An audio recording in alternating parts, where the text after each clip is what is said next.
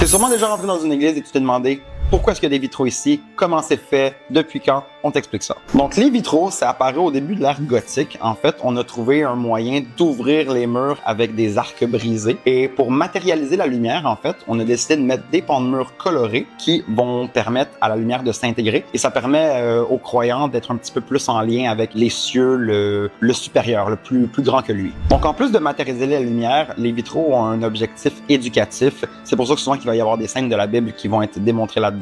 Donc, c'est un aspect éducatif, décoratif, bien évidemment, et c'est très certainement quelque chose d'intemporel.